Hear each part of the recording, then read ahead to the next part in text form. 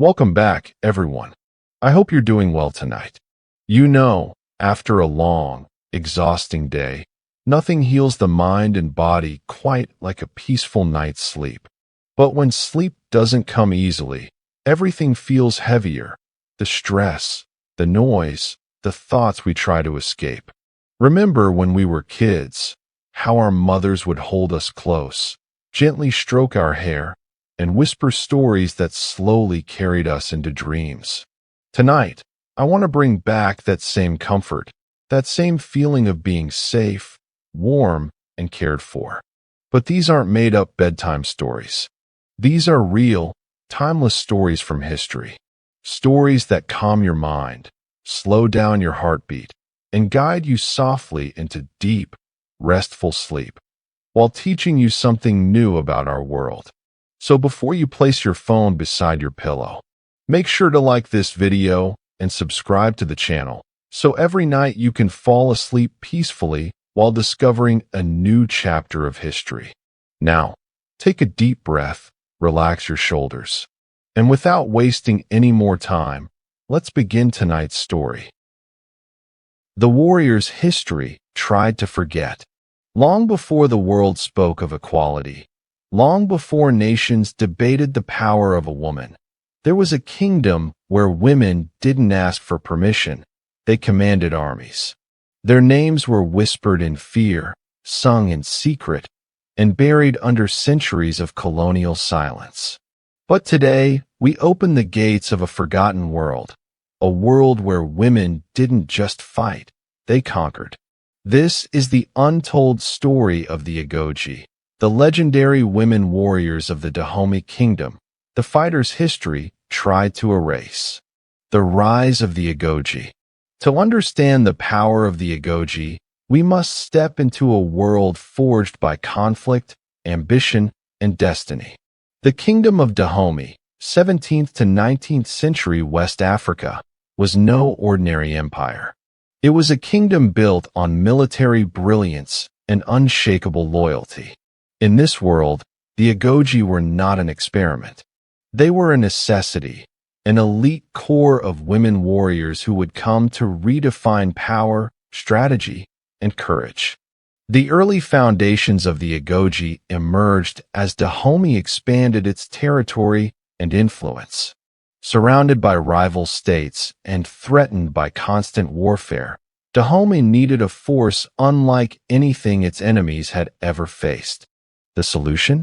A disciplined, ruthless, and unwavering military unit composed entirely of women. Some were volunteers seeking purpose. Others were chosen for their strength, endurance, or unique skills.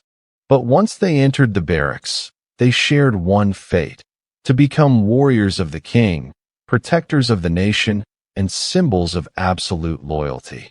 Their training was not for the faint-hearted. It was grueling, relentless, and designed to break all weakness, physical, emotional, spiritual. Those who survived became something else, something the world wasn't ready for. The rise of the Agojie marked a turning point in Dahomey's history. Their presence struck fear into enemy armies and commanded awe among their own people. They became the king's elite guard, the tip of the spear, and the embodiment of Dahomey's unshakable will. But to understand the true power of these warriors, we must travel deeper into the rituals that shaped them, the battles that defined them, and the empire that relied on their might. Early foundations of the Dahomey Kingdom. To understand the warriors, you must first understand their world. Dahomey emerged in the 17th century as a kingdom built on strategy, diplomacy, and relentless expansion. Its rulers were visionaries, leaders who understood that survival depended on discipline, unity, and strength. The kingdom's early foundations were marked by complex political systems, structured hierarchies, and a clear sense of national purpose. Dahomey's kings developed a centralized authority that set the kingdom apart from its regional rivals. The palace became both a political headquarters and a spiritual epicenter, reinforcing the divine legitimacy of the monarchy. This environment laid the foundation for military innovation, including the eventual rise of the Agojie. Here, power wasn't inherited by birthright alone. It was earned through service, loyalty, and sacrifice. As the kingdom expanded, it required armies capable of defending its borders and asserting its influence. This need for strength and the constant pressure of external threats created fertile ground for the formation of a new kind of warrior. Legend says the first Agojie were hunters, women who tracked leopards, fought off raiders, and defended the kingdom's most sacred grounds. Historical accounts suggest multiple theories surrounding the origins of the women warriors. Some argue that the Agojie evolved from the Bedo, female hunters who served the king by protecting royal lands. Others point to palace guards composed of women who were trusted for their unmatched loyalty. Whatever their origin, one fact is universal. The women who would become the Agojie defied convention and expectation. In a world shaped by strict gender roles, these warriors stood outside societal norms. They were selected for traits such as strength, agility, confidence, or tactical potential. Many were recruited young, taken from families, or offered by parents seeking royal favor. Others joined voluntarily, choosing a life of honor over domestic expectations. Once a woman entered the barracks, her life was transformed forever. Through harsh training, unwavering discipline, and a culture of absolute loyalty, these recruits evolved into elite soldiers. Their emergence signaled a new era, one where the kingdom's most feared warriors were women. Rise of King Gizio and military transformation.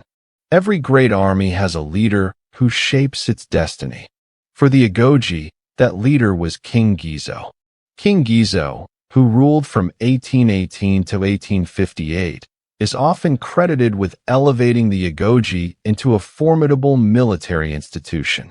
During his reign, Dahomey faced increasing pressure from rival African states and from European powers expanding their influence along the coast. Gizio recognized that maintaining sovereignty required a military unlike any other. Under his leadership, the Agojie grew in number, discipline, and prestige. He expanded their training, formalized their ranks, and integrated them into key strategic roles within the army. The women warriors became central to both palace defense and external military campaigns, often leading charges and executing complex battlefield maneuvers. Gizio didn't just build an army. He engineered a force the world had never seen. The king's reforms strengthened Dahomey's military capabilities and reinforced the Agojie's reputation as elite soldiers who embodied fearlessness, skill, and absolute devotion to the throne. To build an army like this, Dahomey needed more than soldiers. It needed a system designed to forge legends. Recruitment into the Agojie was selective and intentional. Young girls were chosen for their strength, alertness, confidence, or natural combat potential. Some were offered to the king by families seeking honor or social elevation. Others were taken in as captives of war, children whose lives were redirected towards service, discipline, and transformation. The kingdom viewed these recruits not as victims, but as raw material for a greater purpose. Once chosen, a girl's old life dissolved instantly. She entered the palace compound, shed her previous identity, and became part of a collective sisterhood. In Dahomey, destiny wasn't a matter of birth. It was forged in the barracks.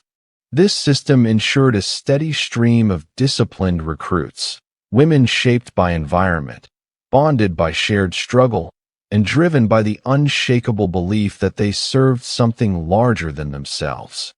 Brutal training regimen. To fight like the Agojie, you had to survive what broke ordinary warriors. Training was relentless. Days began before dawn and pushed the women to the edge of human endurance. Physical strength was built through running, climbing, strength drills, and long-distance marches under the scorching West African sun. Weapon training consumed hours: machetes, spears, muskets, clubs, and knives. Every warrior was expected to master every tool of war. Hand-to-hand combat pushed them to embrace pain, speed, and precision.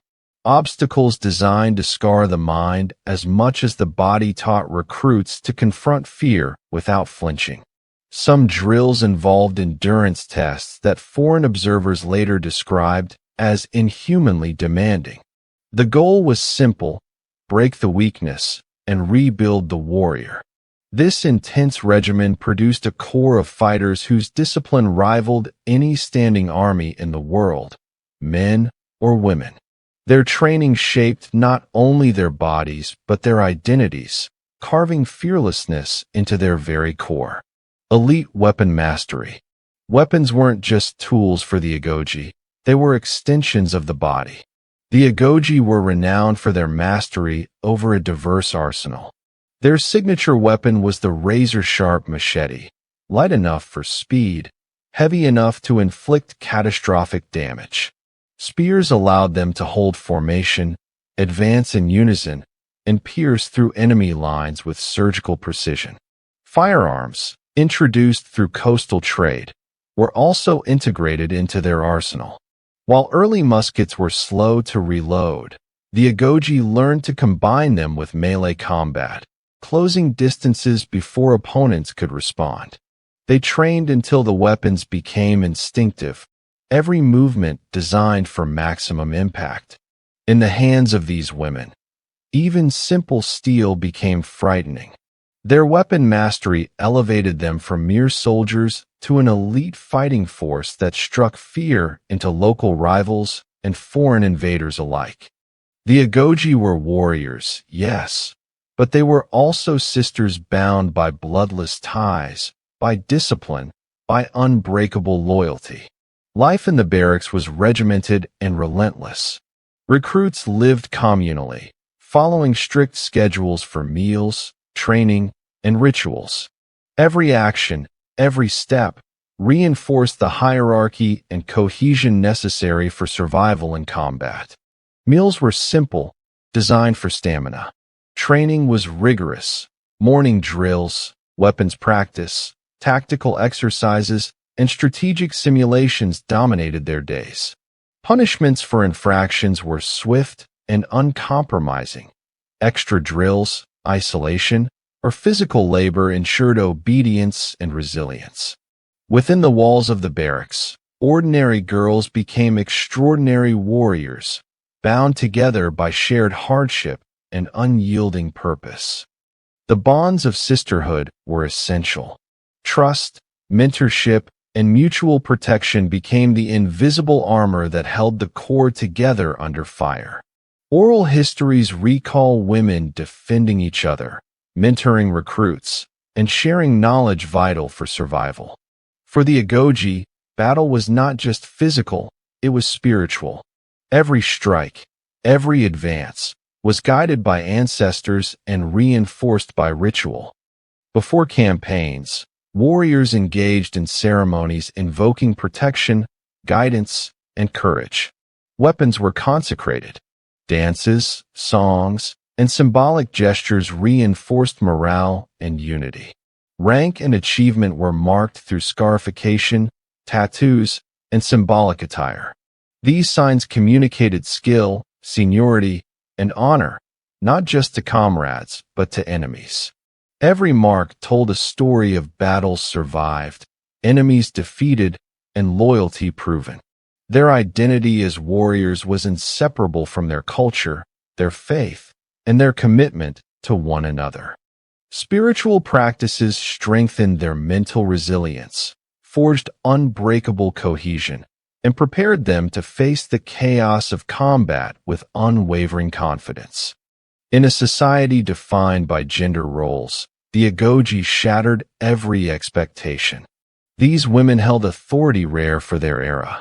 They participated in military councils, advised the king, and enforced discipline within the army.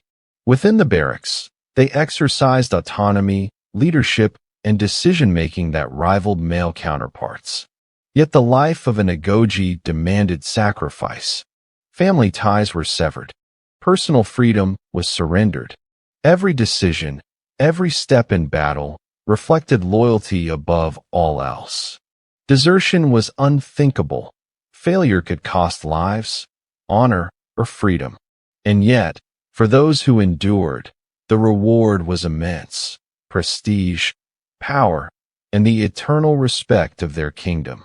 In defying societal norms, the Agojie redefined what it meant to be women in Dahomey. They were warriors, leaders, and symbols of courage, living proof that strength and authority knew no gender. Dahomey and the transatlantic slave trade. No story of the Agojie is complete without confronting a shadowy truth. Dahomey thrived, in part, on the transatlantic slave trade. From the 17th century onward, Dahomey became a hub for capturing, trading, and selling enslaved people to European merchants. This commerce generated immense wealth for the monarchy, but it also demanded a disciplined, unyielding military. The Agojie were central to this system. They conducted raids, captured prisoners, and ensured the flow of human cargo to coastal ports. European records describe them as efficient and fearsome, leaving a psychological imprint on local populations. They were warriors of unparalleled skill, yet their battlefield was entangled with moral complexity. It is crucial to understand context. The Agojie operated within a political and economic system imposed by kings and global commerce. Their brilliance in battle was undeniable, even amidst the troubling realities of the era. European perceptions and misconceptions. European observers were both fascinated and confounded. Warriors like these defied every expectation of gender and culture.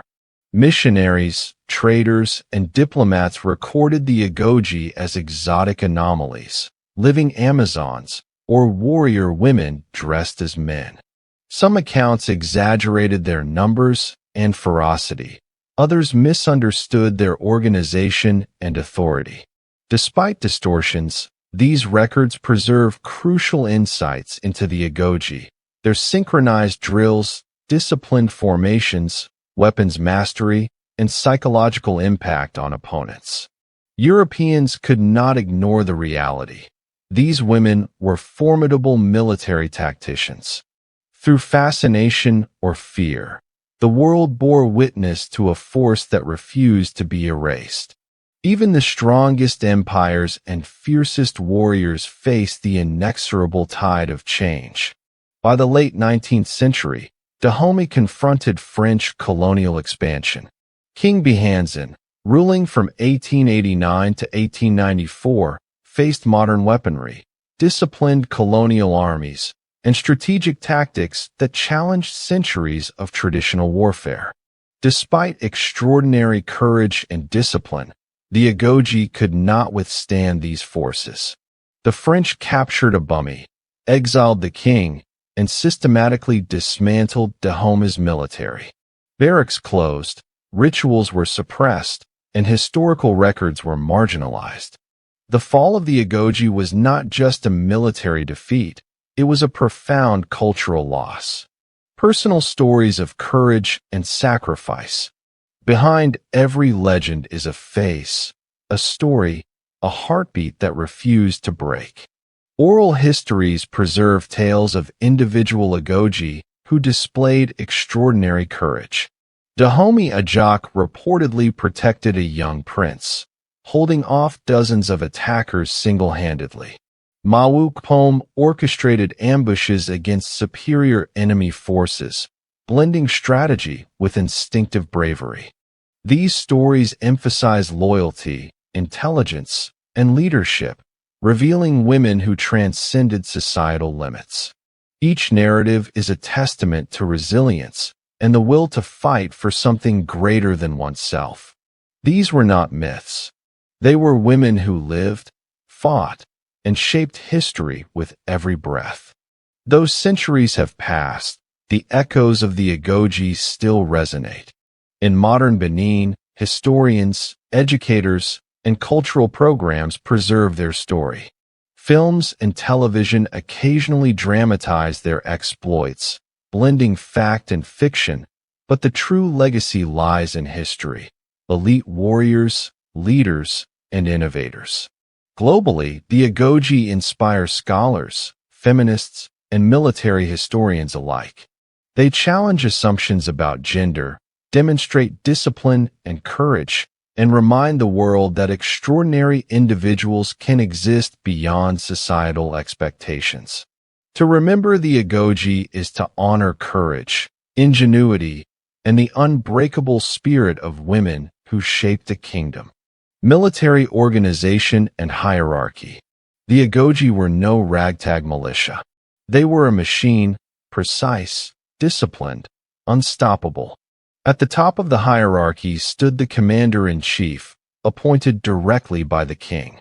She oversaw strategy, recruitment, training, and discipline, ensuring every warrior executed her role flawlessly. Captains led individual regiments, often divided by skill, age, or specialization. Each warrior understood her function in the larger battle plan. Specialized teams handled reconnaissance, flanking maneuvers, palace defense, and royal protection. Even messengers were trained to deliver intelligence under fire, keeping the corps coordinated across sprawling battlefields. Their structure was elegant, lethal, and ahead of its time. A military system built to dominate. European observers repeatedly noted the discipline, strategy, and unwavering courage of the Agojie, a corps as formidable in intelligence as in strength. Inside the barracks, the world outside ceased to exist. Every moment was training, every action a test. Days began before sunrise with endurance runs, calisthenics, and weapons drills. Combat exercises refined hand-to-hand skills, formation movements, and tactical maneuvers. Mental conditioning included lessons in strategy, cultural knowledge, and preparation for rituals. Infractions were punished swiftly, extra drills, isolation, or labor to reinforce discipline. Yet, bonds of sisterhood flourished. Women protected one another, shared knowledge, and formed trust networks that translated to battlefield cohesion. It was in these crucibles of sweat and steel that warriors became legends. For the Agojie, battle was not just combat. It was sacred. Rituals fortified mental resilience. Before campaigns, warriors invoked protection from ancestors and deities. Weapons were consecrated, dances performed, and songs sung. Scarification, tattoos, and uniform adornments communicated rank, achievements, and honor. Every mark, every gesture, every ritual forged identity, unity, and the courage to face death without fear. These practices weren't mere ceremony. They shaped the psyche, cemented loyalty, and gave each warrior a tangible sense of purpose and belonging. History remembers battles, but the Agojie wrote them with their courage and precision. Early 18th century, under King Agojie, the Agojie defended borders, raided rival states, and secured tribute. Their presence solidified Dahomey's rise as a regional power. 1818 to 1858, King Gizo's reign institutionalized as an elite corps. The Agojie conquered Aleda and Wida, securing coastal trade dominance. Their fearlessness became legend. Mid-19th century, repeated conflicts with the Oyo Empire highlighted their tactical brilliance. Flanking maneuvers, ambushes, and palace defenses earned respect from all who faced them. Late 19th century, confronting French colonial forces, they fought valiantly despite modern weaponry and strategic disadvantage, marking their final major campaigns before Dahomey's fall. Through centuries of conquest and conflict, The Agojie's legacy was forged in sweat, blood, and unwavering courage. Decline and resistance. Even as Dahomey fell under colonial conquest, the Agojie refused to vanish quietly. Many women continued to resist French forces through guerrilla-style skirmishes, protecting villages and local communities. Oral histories tell of last stands, where small groups held positions against overwhelming odds, embodying the courage, loyalty, and sacrifice that defined the Corps for centuries. But with King Behanzin exiled and the kingdom dismantled, the Agojie's carefully built structure could no longer endure. Barracks were closed, ceremonies suppressed, and historical records minimized. What remained were stories preserved in song, legend, and oral tradition, keeping alive the memory of a unit that had redefined gender, warfare, and power, legacy, and modern influence. The Agojie's story resonates far beyond the borders of Benin. Scholars, filmmakers, and educators continue to draw inspiration from their discipline, courage, and societal impact. Films like The Woman King, 2022, introduced global audiences to their exploits, blending drama with historical fact. Yet their true legacy is found in history. Elite warriors, strategic leaders, and innovators in a pre-colonial African kingdom. They challenge assumptions about gender, showing that women could wield military, political, and social authority in a complex, hierarchical society.